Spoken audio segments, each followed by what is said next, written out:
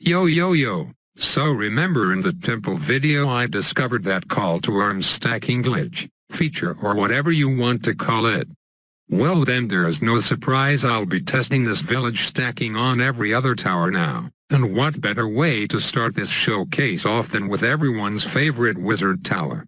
A few things to note before I start orgasming over these hypersonic towers. None of the towers have been modified in terms of their power, except for the village's range and call to arms duration.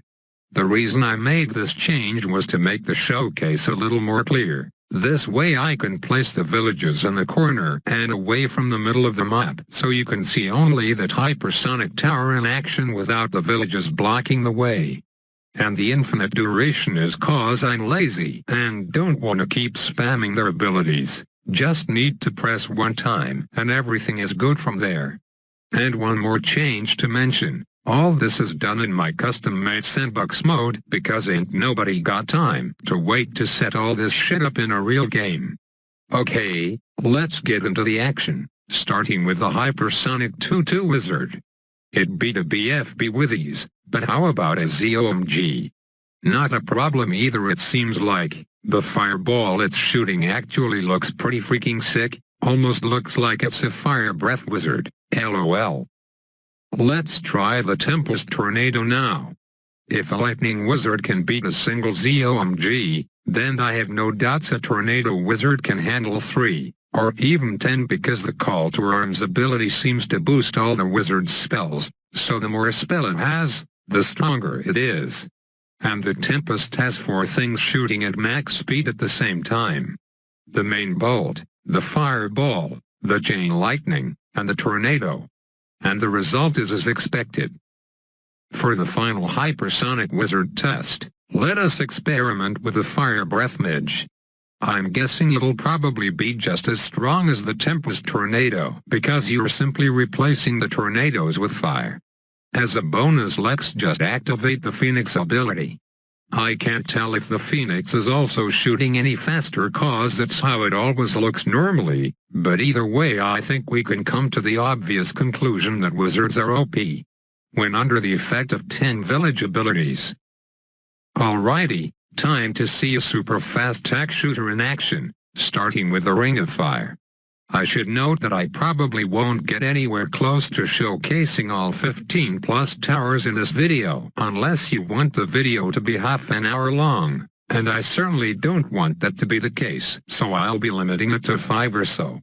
Anyways, this is the Ring of Fire shooting at max speed. Looks pretty cool doesn't it? Sadly it doesn't seem all that powerful in terms of shredding the Moab layers, cause it's taking 3 hypersonic rings of fire forever to break down the ZOMG. But goddamn, you can't deny it's pretty sick to see those ceramics disintegrate into nothing the moment it enters those tack shooters' range. Now to test the blade Maelstrom. The ability is pretty much worthless in this case because it doesn't add any extra blades nor does it pop any more balloons since it already has infinite popping power. But would you take a look at how quickly the blades shredded that ZOMG down?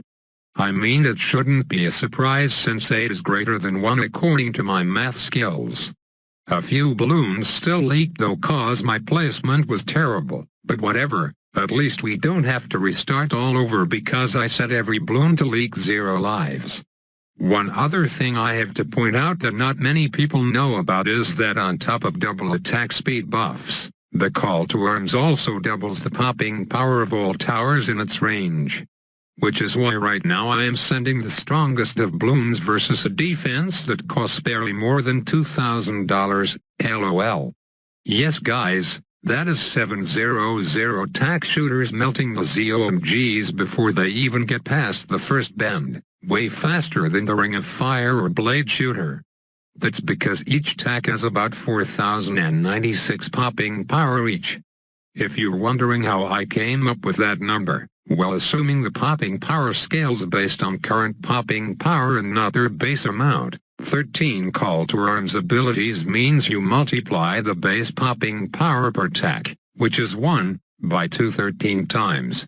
And that will give you 4,096. So what does this mean? Well, the more projectiles the better, because essentially attack is just as strong as a giant explosion. So how about we try the hypersonic cannon ship boat with its main dart, 4 grapes and bomb projectiles, and see how it deals with multiple ZOMGs. Anyways, I guess now's a good time to explain why and how I'm playing on Bloonaria Swamp, even though such a map is only accessible in boss arenas and not private matches. Well, does it shock you at all that mods are the answer to that question? Legit, you could change so many things with the power of mods. All it really takes is a bit of determination. Okay, as expected, that cannon ship just obliterated the fuck out of the balloons.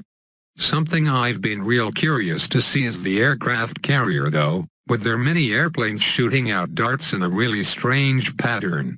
I can't quite put my finger on what this pattern reminds me of, and that's because I don't have any fingers.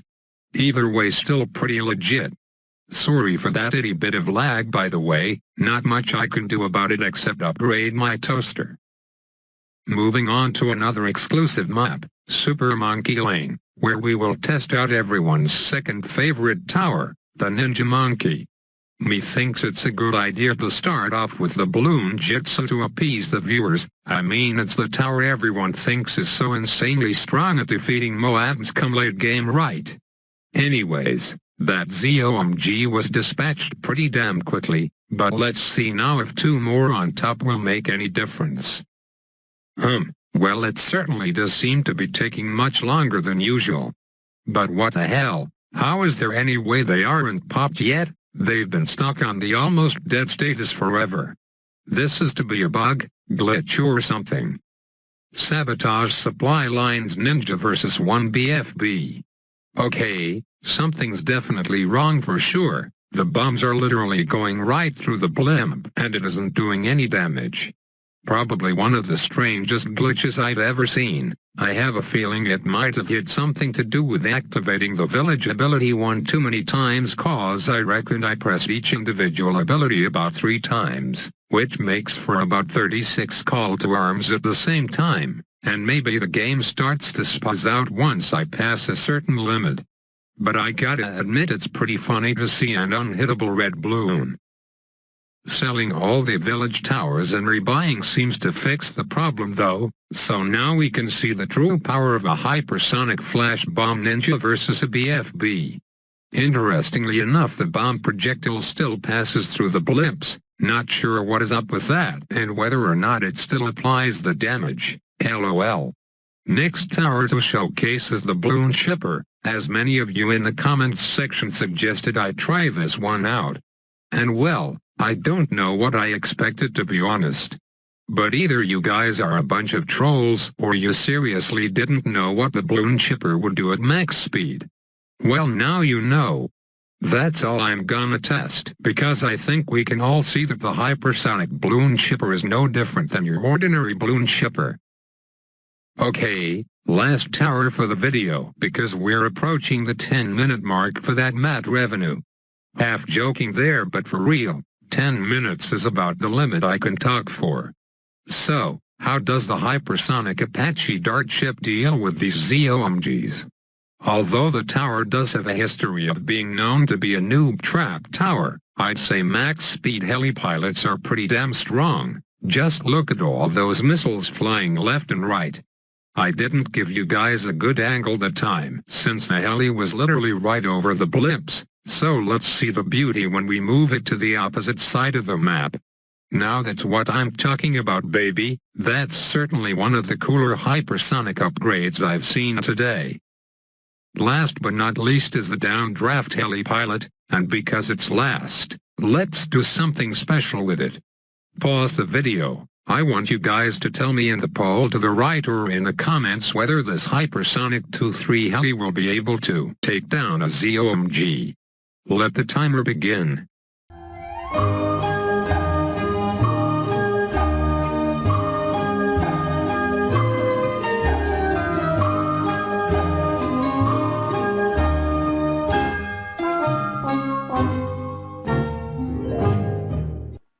Yes, I just used the Jeopardy theme with the Who Wants to Be a Millionaire layout. You have a problem with that, buddy?